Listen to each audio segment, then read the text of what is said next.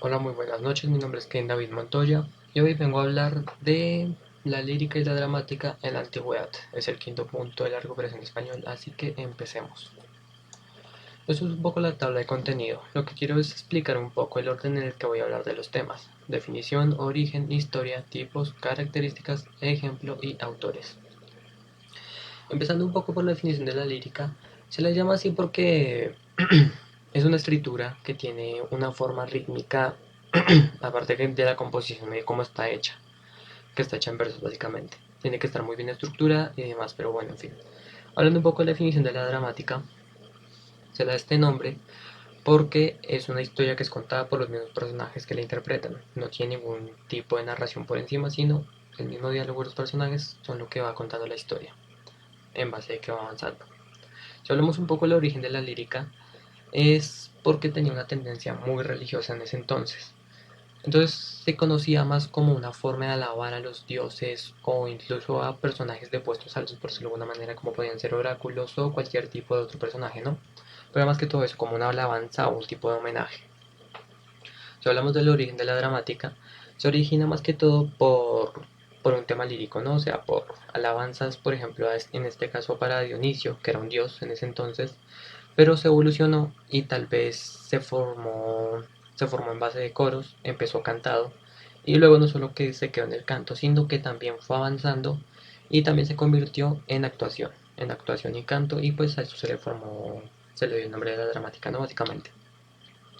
Si hablamos un poco de la historia de la lírica, aparte de lo que mencioné antes del inicio religioso, también se fue evolucionando de una manera en la cual los autores o los poetas, los que la escribían, lo usaban como un método de expresión, ya sea de sentimientos o de opiniones sobre ciertos aspectos, temas, etcétera.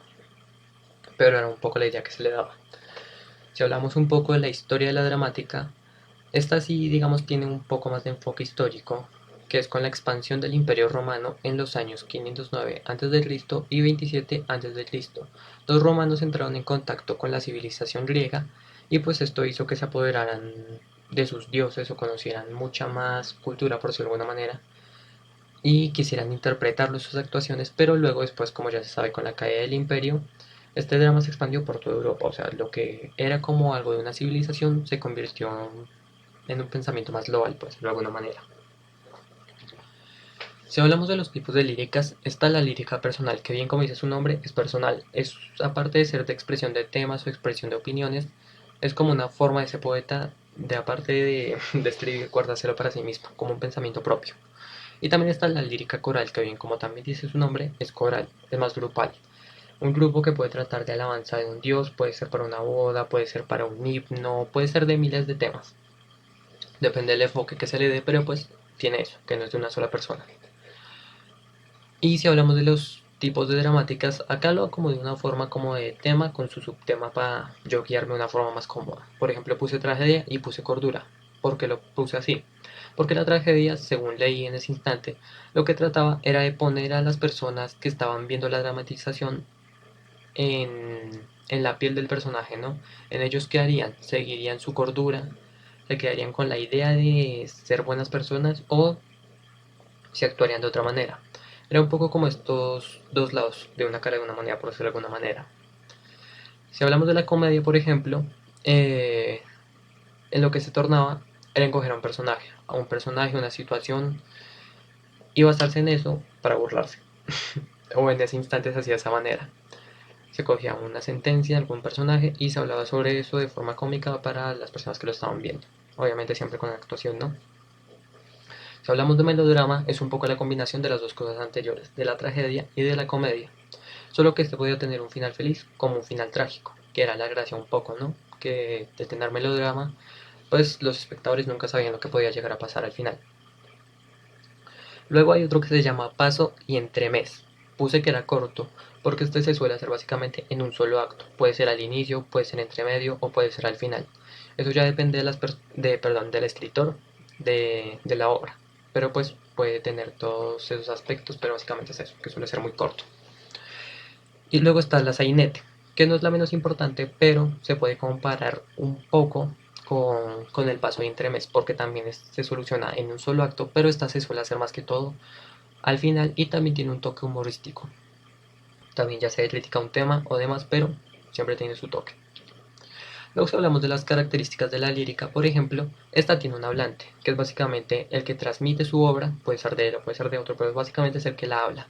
Luego está el temple de ánimo, obviamente el cómo está el estado de ánimo de la persona que está hablando el poema o lo está narrando.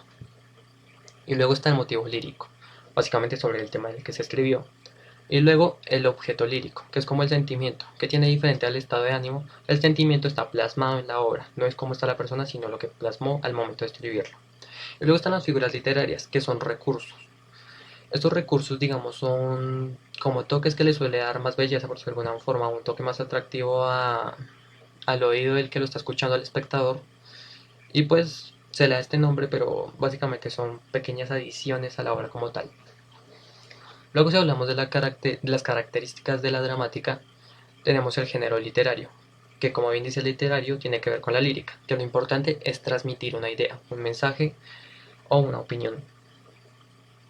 Luego si hablamos de la acción directa, que es otra característica, es más que todo de los actores, no tiene una tercera voz, por decirlo de alguna manera, que lo esté narrando por encima de todo, sino que por los mismos diálogos de los actores se soluciona toda la obra básicamente, o así se va llevando a cabo.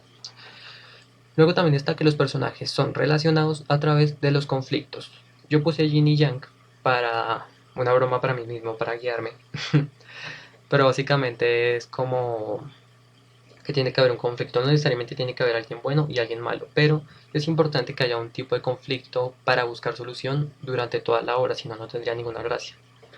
Y luego está la función apelativa, que es, digamos, el cómo yo me empodero de mi personaje del cual le estoy hablando.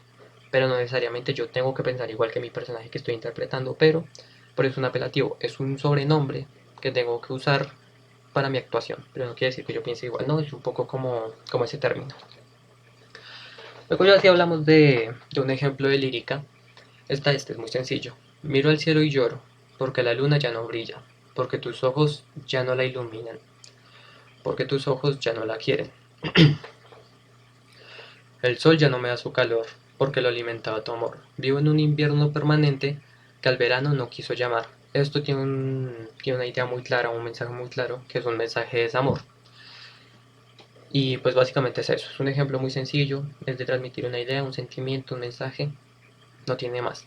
Ahora si hablamos de un ejemplo de dramática, yo escogí este, que se llama El sueño de una noche de verano, que es una obra de Shakespeare, en la cual él habla de la comedia de amor de un par de jóvenes, que tienen sus problemas, a veces los resuelven, a veces no, pero la mayoría de veces suelen ser resueltos por un duende llamado Pooh.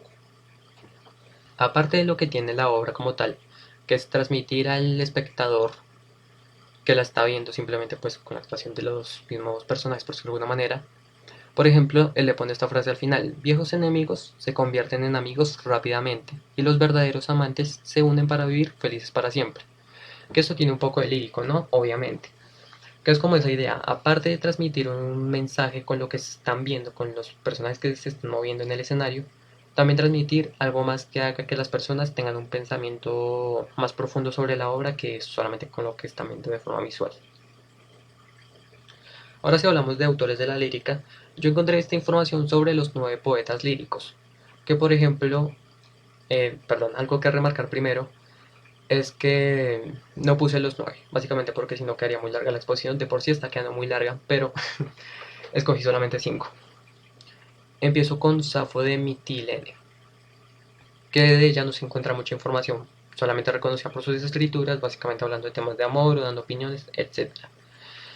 Pero lo que sí se sabe es que podía tener un amante de su mismo grupo, que era Alceo de Mitilene, que él, digamos, tampoco se encontró mucha información como tal, pero sí sabía que solía escribir mucho sobre dioses, sobre política y sobre amor, más que todo. Luego está de ese mismo grupo otro que es Anacreonte, que digamos él solía hacer mucho un culto a Dionisio, que lo mencionamos antes, él solía hacer muchos cultos hacia él, y también hablaba del tormento a la vejez, ya sea por un tema personal, ya sea por la época en la que estaba, en fin. Luego si hablamos de Alckman, él aparte de escribir también obviamente, se le reconoce por ser el representante de su grupo, por ser el representante de los 9, no necesariamente por ser el mejor de ellos, pero básicamente era el que lo representaba.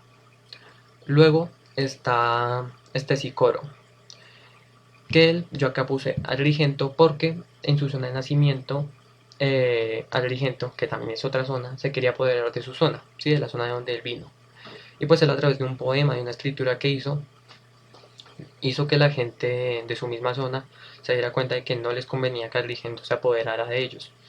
Entonces se hizo reconocido por eso. Y también por juzgar Troya. O bueno, no Troya necesariamente, pero sí, por ejemplo, juzgó a Helena de Troya. Y habló también sobre el caballo de Troya. Habló sobre todo ese acontecimiento histórico de ese instante, por decirlo de alguna manera. Y dio su opinión. Se dio a conocer por estos dos aspectos. Ahora si hablamos un poco de los autores de la dramática. Estos son los tres, ¿cómo decirlo? Como los tres autores de obras crudas, de obras, sí, de obras fuertes, por decirlo de alguna manera. Que está Esquilo, por ejemplo, que él escribía muchas obras desde hace muchos años, pero no se dio a reconocer tanto después de los 30 años que tenía en su edad. Desde ahí ya empezó a participar en todo y se ganaba muchos premios por sus obras y demás cosas. Sófocles, él se dio a conocer más que todo por su implementación de un tercer actor, porque la mayoría de conflictos pues, solían ser entre dos personas. Él metió un tercer actor y ya no era conflicto de uno y dos, sino conflicto de uno, dos y tres. Que esto pues lo hacía tener lo hizo tener como un nombre más importante en ese entonces. Luego si hablamos del tercero, pero no el menos importante, está Eurípides, que él hablaba, que él en sus obras lo que hizo fue remodelar mitos, mitos de ese instante, de esa época, los remodelaba y los dramatizaba de una manera distinta. Y también hablaba mucho de la naturaleza humana, de los pensamientos y demás cosas.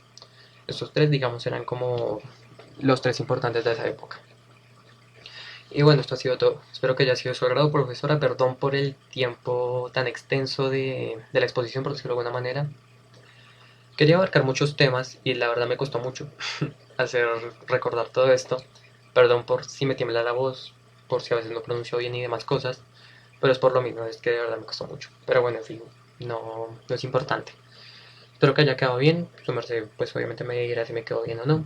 Espero su respuesta y nada. Muchas gracias por la atención prestada. Buenas noches.